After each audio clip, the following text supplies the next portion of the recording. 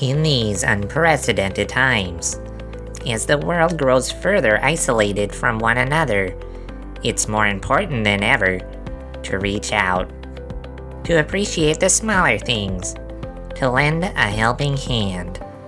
No matter how far apart we are, we can still all be one click, a tap, or a call away. So reach out today and send your loved one a jar of Tony's famous pickled eggs. It's perfect for those people in your life you care about most who can't leave the house because of the recent birdemic. Help them out by buying bulk.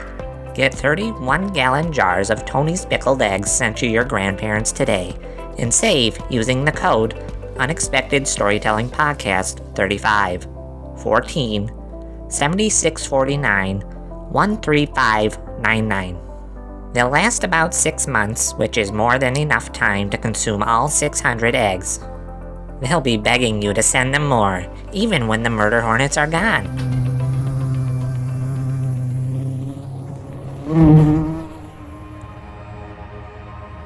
In our world, there is fear of the unexpected. Mysteries and monsters that come from the darkest corners of the night. Come, enter our house at the edge of the unknown, where we've conjured up a tale to unnerve and heighten every sense. Brace yourself for the Unexpected Storytelling Podcast.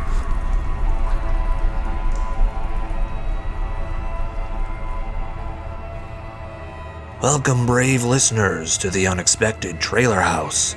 I'm your host, Handsome Jurgens Merblestern. This month, we're opening the lid on a mystery that's only been shared in the secret whispers of local townsfolk. It's the final episode of the Summer of Scares. We've already heated things up to a critical point with our first 2 episodes. Now that the grill is sizzling, it's time to put on the meat.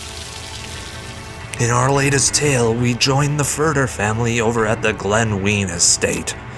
Frank Furter is about to relinquish his life's work to his son-in-law, but like all our unexpected tales, the transition won't go as smoothly as once hoped. Performing in this tale are Sarah Palm, Erik McKeown, and a new reader to the Unexpected Storytelling Podcast, William Jacob Amadeus Pinnock. Now let's don our detective hats and try to uncover what happened when the clock struck midnight at Glenwien Mansion.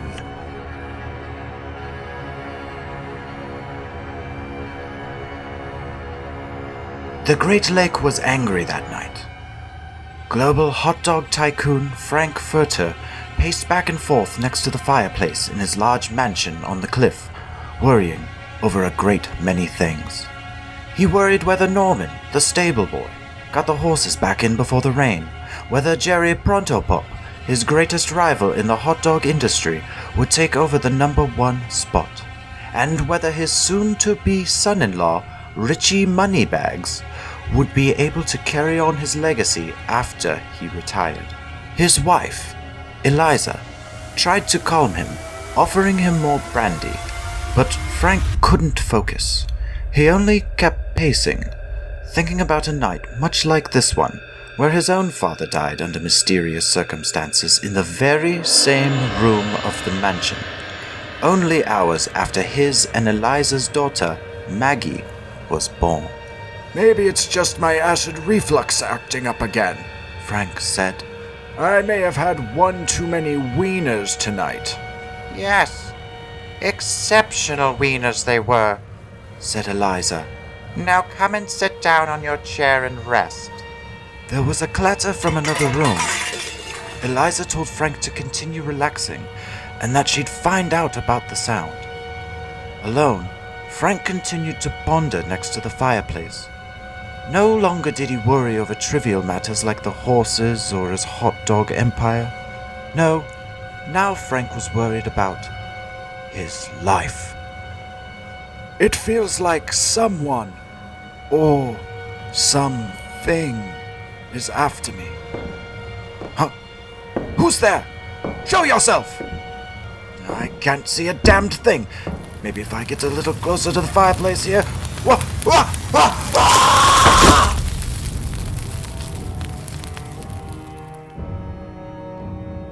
It was my second day on the job.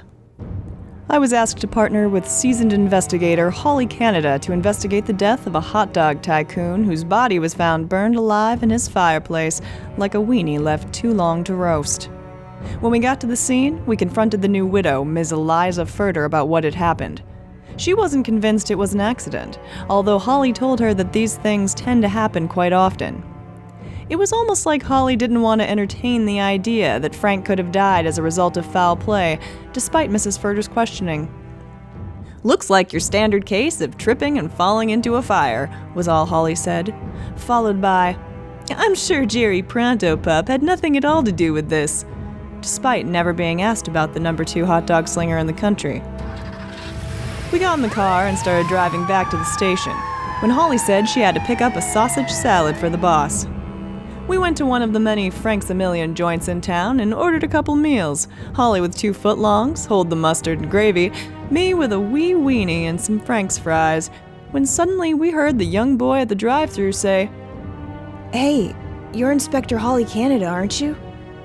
So Holly introduced me, Kelly Toast, and herself, and that's when the boy suddenly tells us he has to get something off his chest. Oh, whew. Sorry, had a extra big wiener for lunch. Anyway, what I was going to say is, I think Mr. Frank Furter was murdered. Of course, I was surprised, it being my second day on the job, thinking this town was nothing but a quaint little fishing village that happened to be home to one of the richest families in the world. Holly, well, she was a little skeptical of this guy's admission, being lead investigator on the case. So he continues. We had a big company meeting after Mr. Furter died. I think I even saw Jerry Pronto Pup there, undercover. Anyway, our new owner, Rich Moneybags, was talking about all these things he was going to do to the company, like automating the tellers, lowering our wages, outsourcing our hot dogs to Holland, and then I think he let something slip. Doggone it, I just dropped my after-lunch wiener on the ground. Anyway, he said something like, "I've been waiting many years to roast a weenie like Frank Furter, and now that I've taken my rightful spot atop this globally famous hot dog chain restaurant, I'm going to grill anyone who doesn't respect me or my ambitions." I figured this was a pretty damning statement that we'd better check out once we got back to the precinct, but Holly just said, "Well, okay, maybe I'll take note of that in the case file. But first I gotta get this sausage salad to the chief before it gets cold."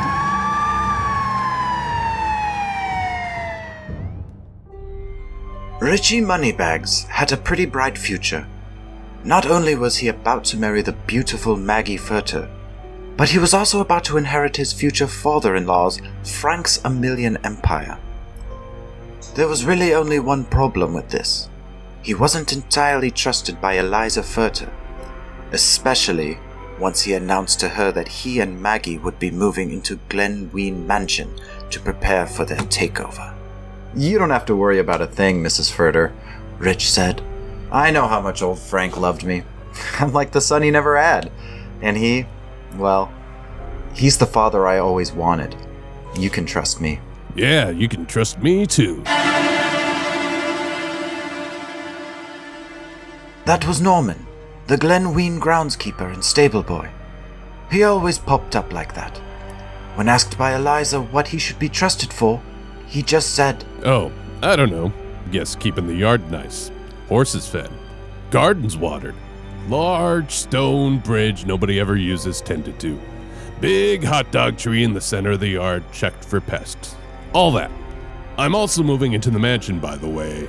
Wait, you're moving in too? asked Eliza. "That's right. Frank told me if he ever died, I get to move in to keep an eye on you. Make sure things are going okay with everything. Keep the walls painted, plumbing cleared, stairs checked for safety, pets fed and watered, fireplace cleaned of evidence. Oh, and you gotta watch the hot dogs every now and then. You didn't put any of this in writing, by the way." Things really came to a head at dinner that evening, after Rich complimented Eliza on her hot dogs, to which she corrected him and told him they were fish sticks. Maggie stepped in to remind her mother that Rich was still learning the business, and that, growing up with a distant father, he just needed his space to figure everything out. Some space? Ha! That's Rich, said Eliza. What? Said Rich. Then Eliza said, No, not you, Rich. Like an adjective. What I mean is, I have 3 new residents in my mansion, and all of a sudden, you're asking me to give you all space. That's some nerve you've got on you. Maggie responded to her mother by reminding her of all the room available in Glenwien, and that it hadn't been a problem when her father allowed Uncle Clem to move in for 6 months. Oh, yes. How could I forget about Uncle Clem? Said Eliza, to which Maggie responded, The same way you forget about everything, like my birthday, or coming to my horse riding competitions, or how I'm allergic to fish, or how I hate going by Maggie, or how you made me sleep in a tub full of cold wieners when I came home late, or what my favorite TV show is. Oh, don't be silly, Maggie. It's King of Queens, said Eliza. But that was not the correct answer. The correct answer, of course, was, Who's the boss?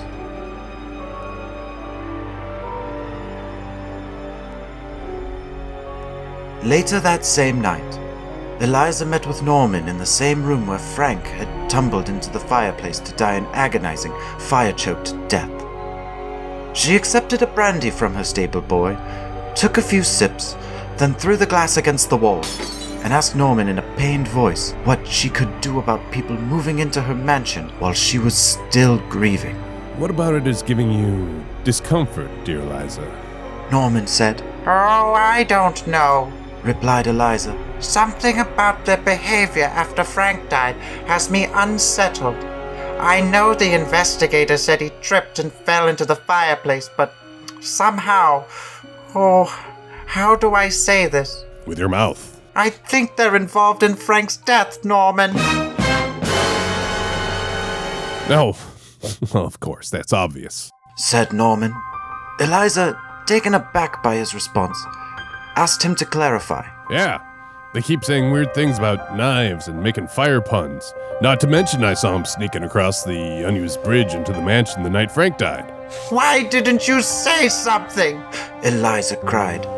To which Norman responded, Nobody ever asks the stable boy. They just expect me to keep quiet and brush the horses, fertilize the gardens, pluck fresh hot dogs from the hot dog tree, wash our linens and tablecloths in the lake. A touching moment ensued, wherein Eliza told Norman she'd always loved him, the way a mother loves a child, or perhaps the way Jerry Prontopop loved his children. She invited Norman to stay the night in Glenwien, a proposition Norman gleefully accepted, excited about where the night might take him. When Eliza told him he could sleep in the window seat, it was clear the night would take them both to rather unexpected places.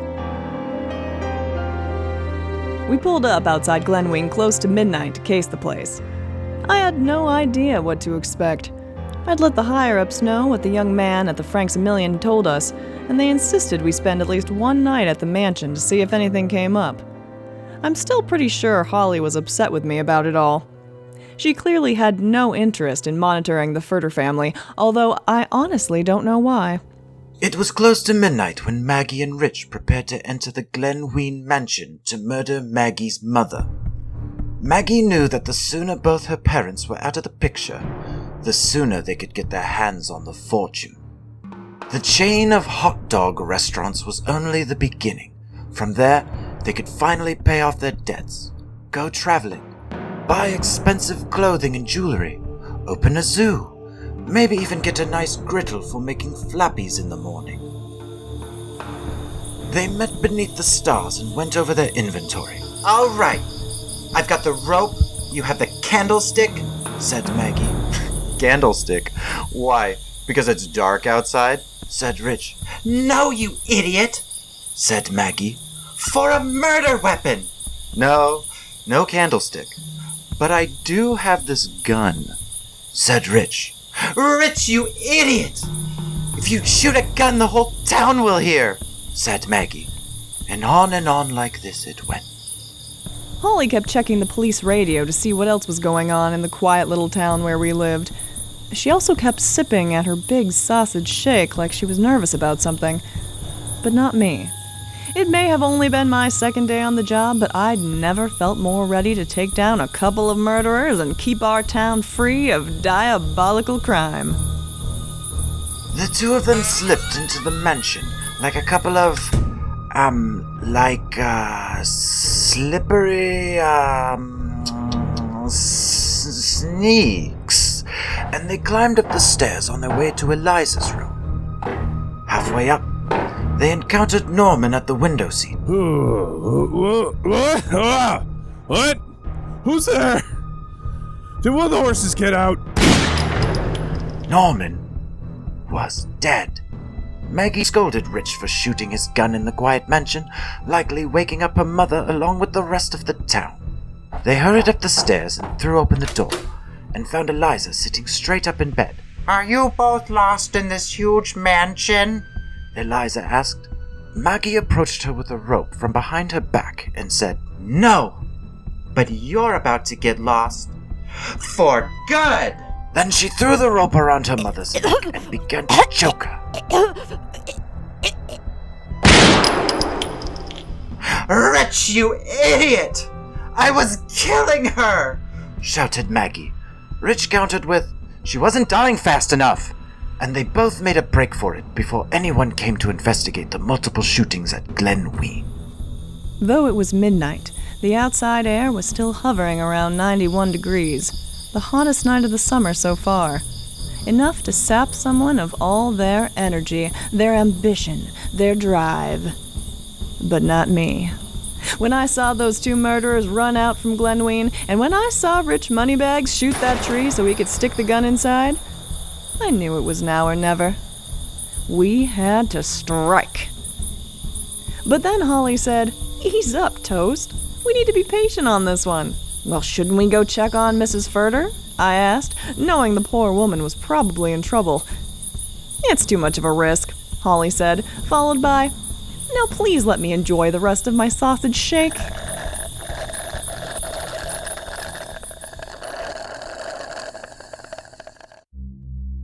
The following day, Rich and Maggie were sitting at a table inside a Frank's Million restaurant, enjoying their after-matricide meal. This wiener tastes better than any wiener I've ever eaten, said Rich. He asked Maggie her thoughts on how much longer it would take the town's corrupt police force to declare her mother's death a murder-suicide by Norman, though before she could answer, they were approached by the young restaurant worker who'd given Holy Canada and Kelly Toast their lead to begin with. Everything tasting frankly fine, asked the young man. You bet, said Rich Moneybags. Do you mind me asking, who cooked these fine dogs? It was me, to be frank. Ever since you laid off 99% of this restaurant, I've been cooking the dogs, selling them at the counter, keeping the fresh ones scrubbed in the bathroom sink. I had to quit my second job at the Dairy Duchess just to keep up, said the young worker. Rich smiled at him and told him he'd done great work, and that he may be in line for a promotion. Wow, really? Said the young man. That's right. If everything goes according to plan, Rich responded. He told the boy to run along then, as he and Maggie had more things to discuss, when along came a rather unexpected guest. Yeah, things to discuss with local law enforcement, I shouted at Rich Moneybags. I had one hand on my holster, the other on my cuffs. Either way, I was gonna take both of those scum into the precinct with me. I just had to wait for my backup. I had to wait for Holly Canada. It's Deputy Kelly Toast! Maggie shouted. She's onto us, Rich! Quick, grab the wieners and run! Not so fast, I said. I told them they'd both left quite a mess at Glenwien. Good thing I was right there to take photos of you leaving, I mentioned to them, along with getting your fingerprints from the gun you left behind, plus getting the coroner to confirm the time of death. They were cooked geese, and I was starving for some goose meat hot dogs, if you catch my drift. If only Holly had shown up on time. She's not coming. Rich Moneybags said, confident in his response. Kelly Toast looked at him confused. He continued, "You'd be surprised what $42,000 and a lifetime supply of wieners can buy these days." He'd had her right where he wanted her, like he was expecting this confrontation to happen one day. Kelly Toast shouted at him that Holly Canada had too much integrity, that she'd take them both in herself, when Rich stood from the table and smiled. "Oh, I don't think so. And you know why? Hold on. I'll answer that. Because, Kelly Toast..." "You're toast," he said. After that, the gun went off. My vision went dark, and it was the last thing I could remember for a long, long time. Damn it, Rich! Stop shooting people! Maggie said to her fiancé. She took him by the arm and carried him out of the restaurant, leaving the last remaining employee of Frank's A Million on South Miller Avenue to the matter of Kelly Toast's body.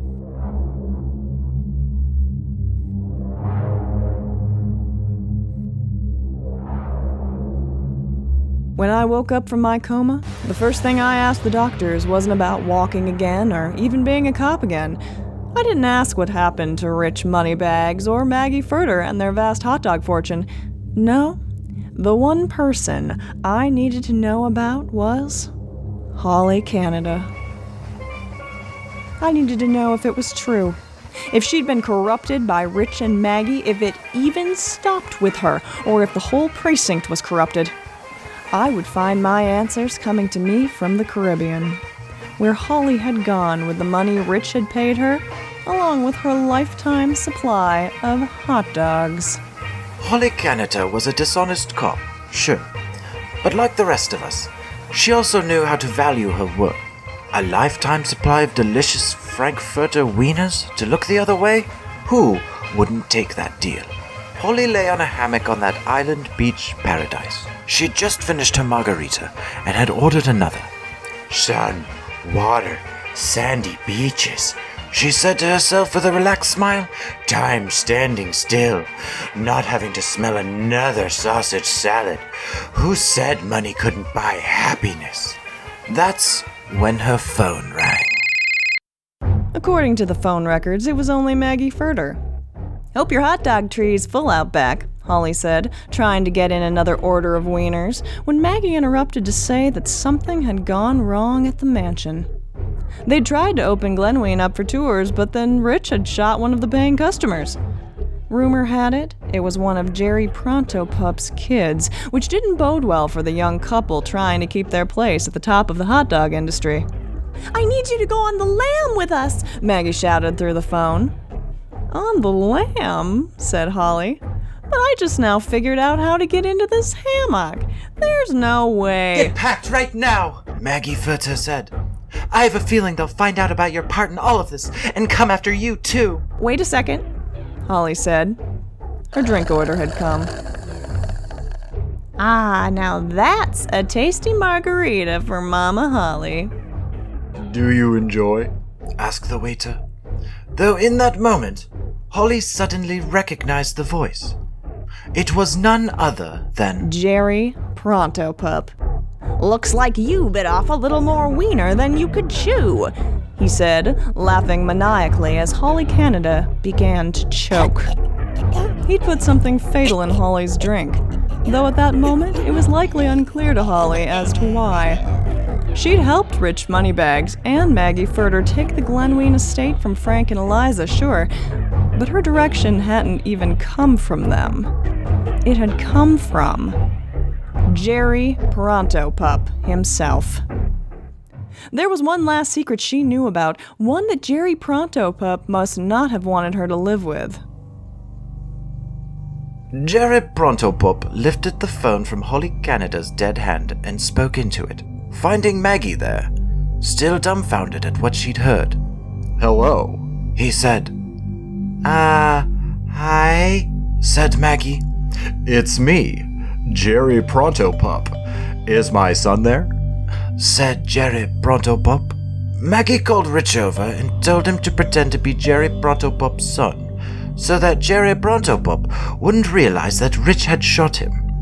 Rich took the phone from Maggie and stepped away, though he wouldn't have to try hard to play the role of Jerry Prontopop's son. That's because he actually was. Hello, Dad, He said, don't worry. Maggie still has no idea I'm your son, or that we made plans all those years ago for you to move out of our house when I was a kid so that I could tell people I didn't know my father that well, then marry into the Furter Empire and take it down from within. Now we can control the Wiener world. Together. These days, I don't do much. I tend to my garden, play bridge at the neighbors, take pictures of my uncle's cats in my studio. I'm no longer a cop. Don't even live in that lakeside town anymore. I no longer have much faith in small towns being quiet little places free from crime or sin. I just try to carry on as best I can, although I'll never forget that fateful day I was shot in the Franks a Million. I know I'll never eat a hot dog again, and I'll never, ever go back to Glenwien.